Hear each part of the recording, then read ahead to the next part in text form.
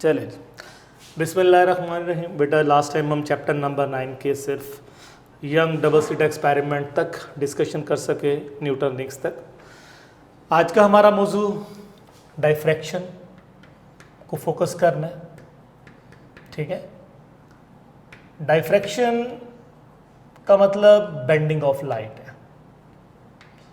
यानी लाइट के रास्ते में अगर कोई ऑब्स्टेकल आ जाए, कोई रुकावट आ जाए, तो लाइट उससे बेंड होकर उसी का शेडो पीछे स्क्रीन पर बनाना शुरू हो जाती है।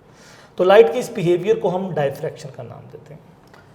डायफ्रैक्शन तब होगा जब आने वाली लाइट की wavelength in the range of size of obstacle, size of obstacle, अगर रुकावट का साइज और आने वाली लाइट की वेवलेंथ एक ही रेंज के अंदर है, तब लाइट उस ऑब्स्टेकल से बेंड होगी, अदरवाइज ये फिनोमेना पॉसिबल नहीं है।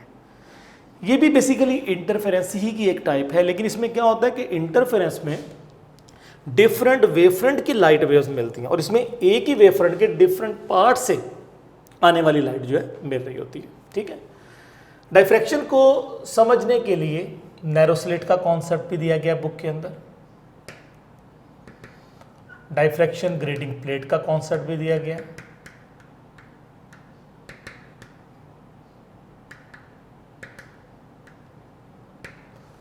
और अगर हम एक्सरेज की डायफ्रैक्शन चाहते हैं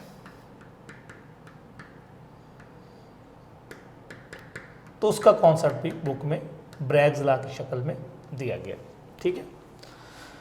नैरो स्लिट के लिहाज से डायफ्रैक्शन का concept d sin theta is equal to m lambda, इस कॉन्सेप्ट को ध्यान में रखिए। ग्रेडिंग प्लेट में भी यही था कि d sin theta is equal to n या m लैम्डा। अब ग्रेडिंग प्लेट बेसिकली क्या है, इसे हम नॉर्मल जो है ग्रेडिंग प्लेट कहते हैं। एक ऐसी प्लेट जिसकी लेंथ 1 सेंटीमीटर की होती है और उस 1 सेंटीमीटर लेंथ के अंदर मैकेनिकली मशीन की मदद से स्क्रैचेस डाले गए और इन स्क्रैचेस की तादाद 400 से 5000 तक होती है, ठीक है। इस प्लेट की दो लाइनों के दरमियान का डिस्टेंस L/N, इस डिस्टेंस को हम ग्रेटिंग एलिमेंट कहते हैं, ग्रेटिंग एलिमेंट। अब ये डिस्टेंस आमतौर पर जो विजिबल लाइट है उसकी रेंज के अंदर का होता है, यानी अगर हमने विजिबल लाइट को डायफ्रैक्ट करना है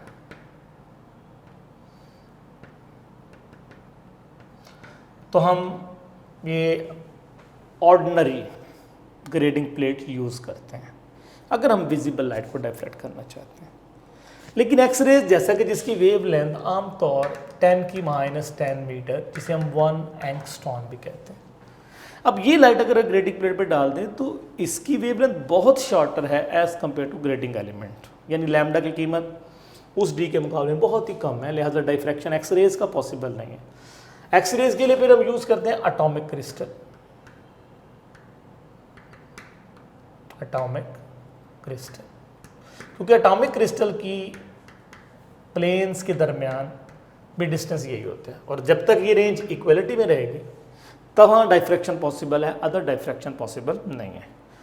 एक्सरेज की डायफ्रैक्शन के लिए जो लॉ यूज़ किया जाता है उसे हम कहते हैं ब्रैग्स लॉ, और ब्रैग्स लॉ होता है 2d sin theta is equal to n lambda. अब देखिए, अगर हमें रेड के जो सेल्स हैं, हीमोग्लोबिन पार्टिकल्स हैं, उनकी ज्योमेट्री समझनी है, सॉलिड की इंटरनल स्ट्रक्चर समझनी है, तब हम इन लॉज को यूज़ करते हैं। बोन फ्रैक्चर स्टडी करना है तब हम ब्रैग्स लॉ को यूज़ करते हैं। आम लाइट की डायफ्रैक्शन चाहते हैं तो फिर हम इस फिनोमेना को प्रॉपरली यूज़ करते हैं, ठीक हो गया।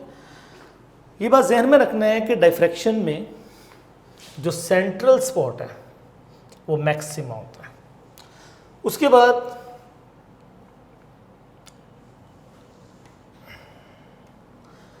आप देखेंगे जो सेंट्रल ब्राइट है वो मैक्सिमम विड्थ का होगा, जबकि इंटरफेरेंस में क्या था कि जितने ब्राइट और डार्क थे वो तमाम इक्वल स्पेस्ड थे, क्योंकि वहाँ लैम्डा L/D, ब्राइट हो या डार्क, दोनों के लिए सेम था।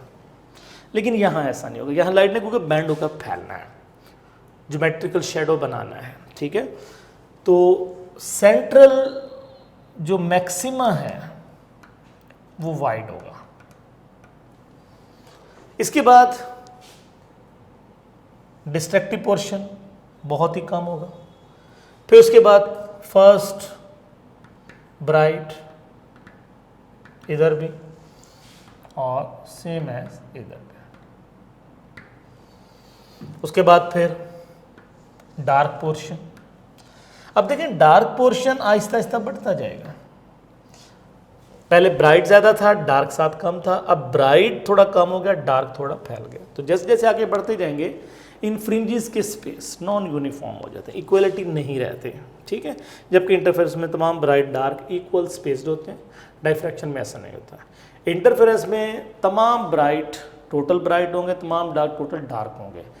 जबकि डायफ्रैक्शन के अंदर 100% डार्क डार्क नहीं होगा, पार्शियली होगा, उसमें कुछ ना कुछ ब्राइटनेस भी इन्वॉल्व हो रही होती है, ठीक है। तो ये डायफ्रैक्शन से रिलेटेड बेसिक इन्फॉर्मेशन आपने बेटा ध्यान में रखना है। नेक्स्ट इंशाल्लाह हम चैप्टर नंबर 10 को फोकस करेंगे। Thank you.